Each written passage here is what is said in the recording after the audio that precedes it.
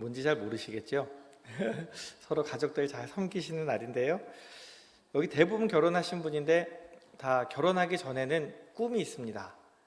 좋은 사람 만나서 알콩달콩 살아가면서 나이 먹어서는 이제 영화에 나오는 것처럼 노부부가 손잡고 데이트도 하고 같이 이야기도 나누고 그런 삶을 살고 싶죠. 그렇게 살고 계시죠? 우리 김용수 집사님만 그렇게 살고 계신 것 같아요. 이거에 관련해서 이게 기독교 예화는 아니지만 유머집에 예전에 이런 이야기가 있었습니다. 이게 기독교 용어가 아니더라도 그냥 이해하고 들으세요. 한 남자가 죽어서 염라대왕 앞으로 갔습니다. 근데 염라대왕이 이 사람이 딱 앞에 있는데 보니까 잘못 온 거예요.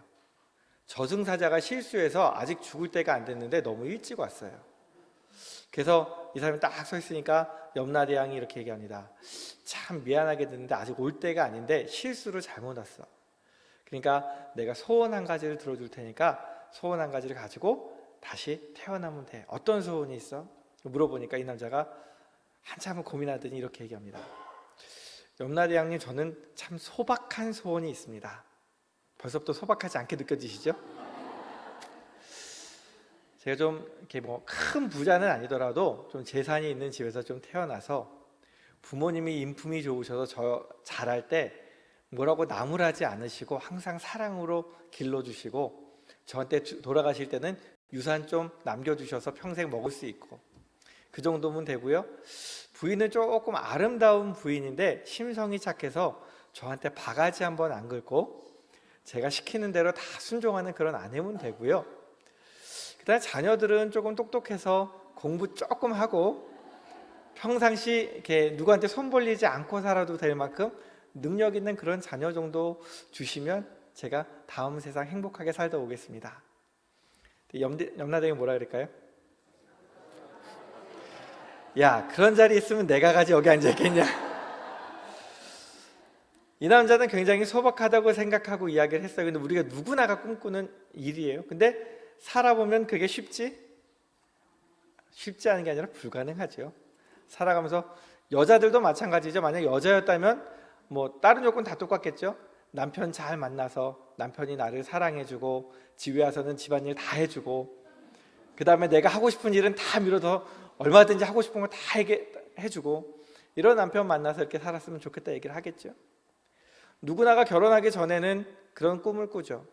그리고 서로 그렇게 해줄 거라고 생각하고 결혼을 하죠. 근데 누가 그렇게 해줄 거라고 생각해요? 내가? 상대방이. 그죠? 이 남자가 했던 소원 중에 가장 잘못된 부분은 무엇이냐면 내가 행복하기 위해서 다른 모든 사람들이 희생해야 돼요. 부모님이 희생해야 되고 아내가 희생해야 되고 자녀들이 희생해야 돼요. 자기의 희생과 섬김은 하나도 없습니다. 근데 우리가 이렇게 살아가기 때문에 문제가 되지 않습니까? 연애할 때는 신혼 초기에는 남편이 언제 오나 기다려지고요. 남편이 들어오면 맛있는 거 해놨다가 해주기도 하고요. 근데 10년이 지나고 20년이 지나면 남편이 언제 밥 먹고 들어오지 않나 이렇게 바뀌어갑니다. 부부간의 친밀감이 이렇게 떨어져요.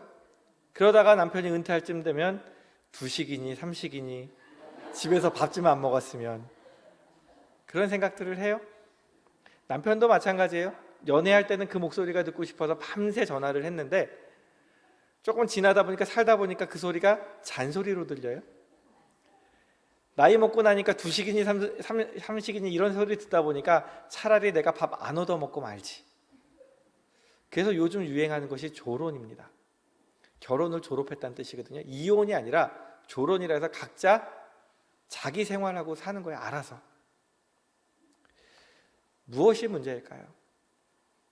분명히 사랑하면서 살고 싶었는데 상대방이 희생해 줄 거라고 생각했는데 상대방이 희생해 주지 않고 내가 상대방의 희생을 원하다 보니까 그 가정이 부부가 친밀감이 떨어지고 또한 내 자녀들은 얼마나 이뻐요? 애기 태어났을 때 그 갓난 애기들 얼마나 이뻐요? 1살, 2살, 3살 그 막 발베울 때 얼마나 이뻐요? 평생 얘를 사랑해 줄 거라고 생각하는데 사춘기가 되면 자식이 꼴도 보기 싫어요.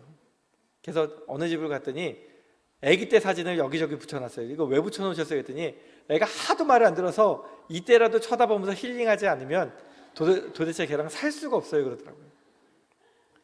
또 자녀들은 어때요? 부모님이 잘해주시는 것 같았는데 나이가 먹을수록 부모님들이 자꾸 요구하는 게 많아져요. 너를 위한 거라고 이야기하지만 자기가 생각하기에는 부모님 욕심이에요. 부모님이 하지 못했던 걸 다 누구한테 시키냐면 자기한테 시켜요. 부모님도 공부 못했으면 더 나한테 공부 잘하라 그러고, 부모님 우리 목사님처럼 공부 잘했던 사람들은 부모님만큼 잘하라 그러고 자기는 능력도 없는데, 그러다 보니까 부모하고 자식 간에 사이가 멀어져요.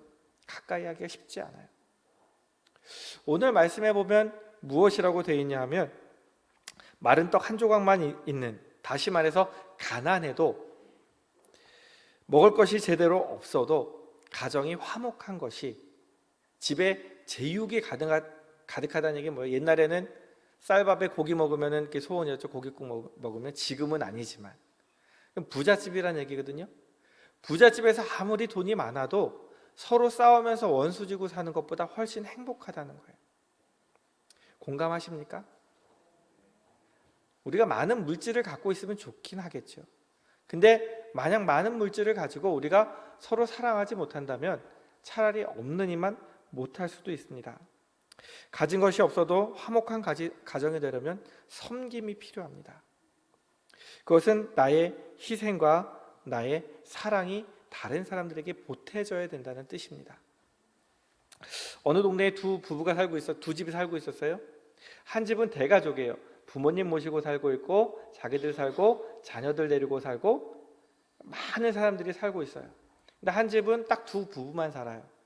근데 이 두 부부만 사는 집이 살다 보니까 처음에는 좋다고 결혼했는데 자꾸 싸우게 되는 거예요. 근데 옆집 보니까 항상 웃음소리가 넘쳐요. 그래서 너무 궁금해서 과일을 사가서 물어봅니다. 아니 도대체 이 집은 사람이 많아서 자꾸 싸울 것 같은데 어떻게 이렇게 화목하고 행복하게 웃음소리가 들립니까? 우리한테도 비결을 좀 알려주세요. 이 주인이 얘기합니다. 그거는요, 당신들이 너무 잘나고 똑똑하셔서 싸우시는 거고요, 저희 집은 바보만 살아서 행복해요. 그게 무슨 말이죠? 저희가 잘나고 똑똑해서 싸우는 게 무슨 말이죠? 했더니 오늘 아침에 제가 나가다가 물컵을 쳐가지고 물이 쏟아졌어요. 그리고 제가 아내한테 미안하다고, 내가 나가면서 주의 있게 봤어야 되는데 실수로 물을 흘렸다고 미안하다 그랬더니 제 아내가 저한테 이렇게 얘기하는 거예요. 여보, 제가 미안해요.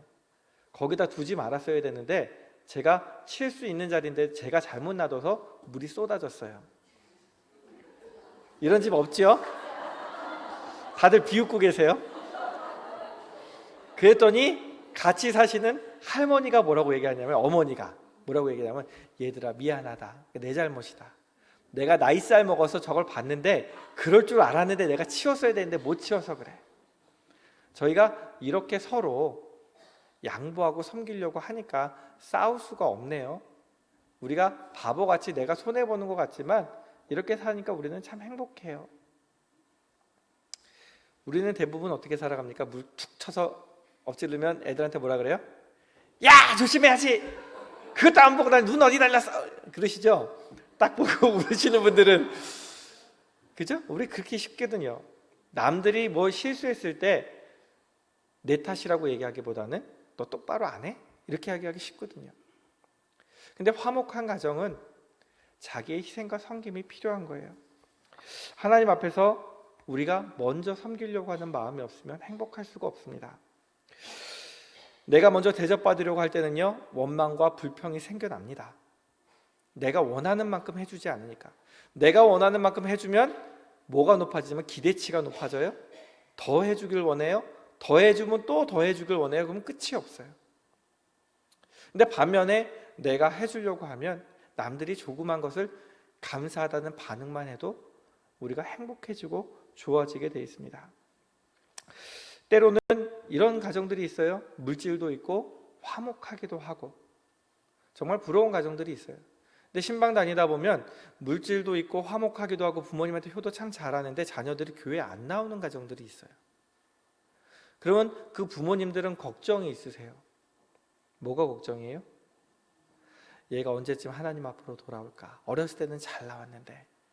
그렇다고 부모한테 못하는 것도 아니에요. 근데 그 가정에는 걱정이 있어요. 우리는 믿음이 있기 때문에. 하나님 안에서 같은 믿음을 가질 때 진정한 화목이 있고 거기에 정말 하나님의 뜻이 있음을 믿습니다. 하나님께서 원하시는 가정은 물질 있고 사랑하는 과정을 넘어서 우리가 믿음 안에서 뿌리 내리는 가정을 원하고 계세요. 우리가 가정에서 서로 섬길 때에 있어서 내가 너를 사랑하기 때문에 섬기기보다는 그건 오래가지 않아요? 너와 나 사이에 누가 계세요? 예수님이 계시고 하나님이 계셔요. 하나님 때문에 더 잘하고 하나님 때문에 섬길 수 있길 원하세요. 그래서 우리가 하나님 안에서 믿음의 가정을 이루길 원하세요. 미국의 자동차 왕이 헨리 포드라는 사람이에요. 이 사람이 참 돈을 많이 벌었죠. 포드 자동차 그 굴지의 대기업의 회장이니까. 이 사람이 말년에 자기 고향으로 가서 집을 한 채 짓고 거기서 살아요. 어떤 집을 지었을까요?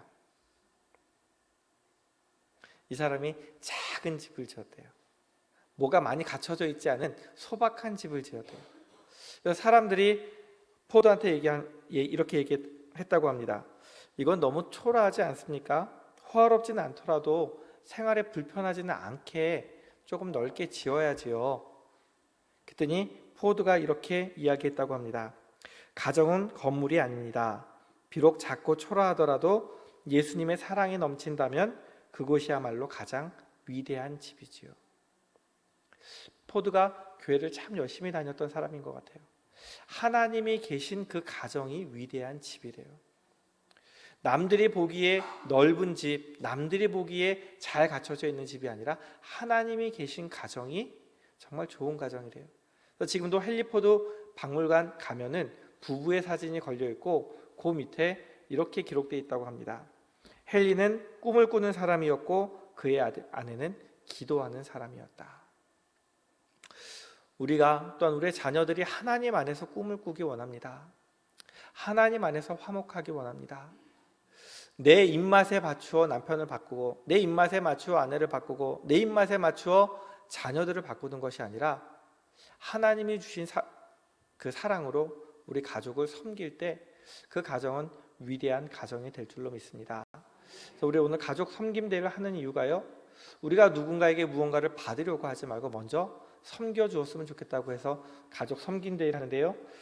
나가실 때 보면 이런 이제 가정마다 한 봉투 하나씩을 받으시면 돼요.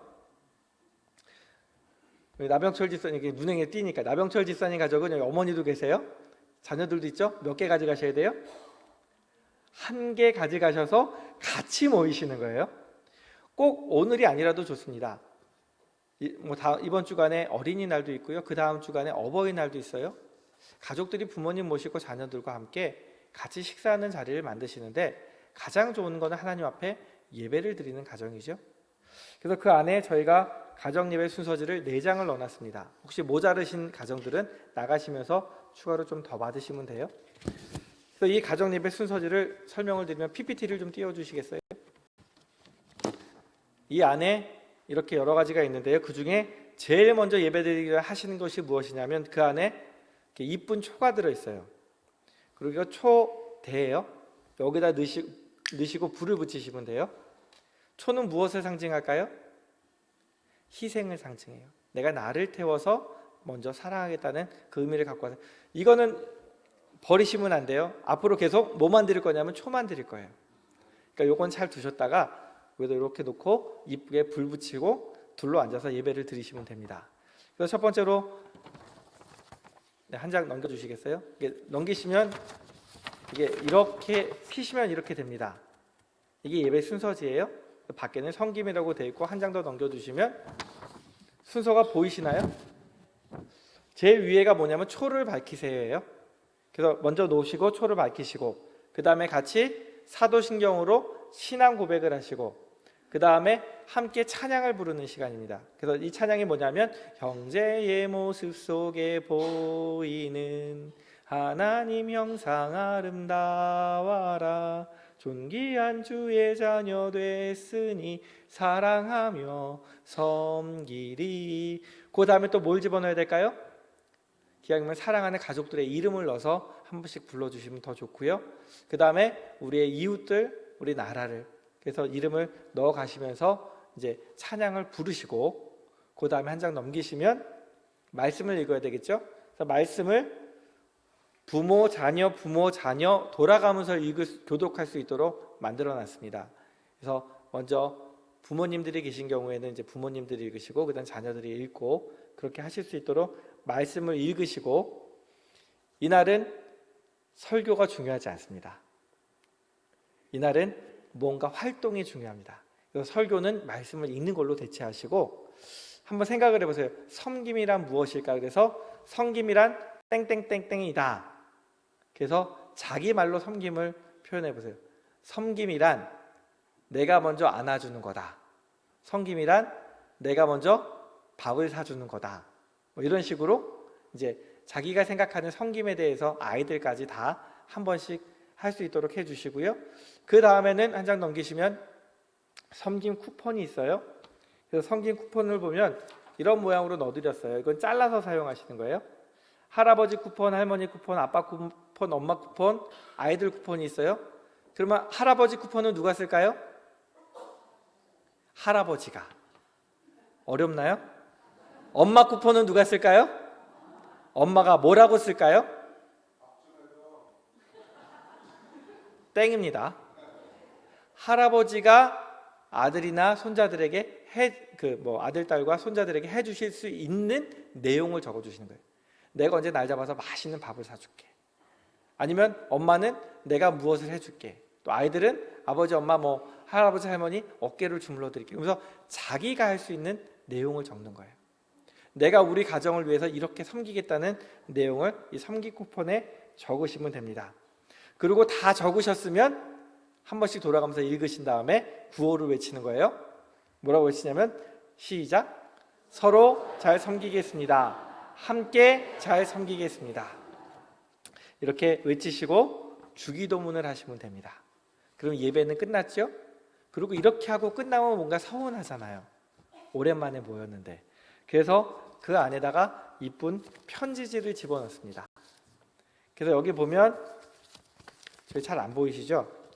보면 할머니, 할아버지 사랑합니다 라고 써있기도 하고 엄마, 아빠 사랑합니다 라고 써있기도 해요.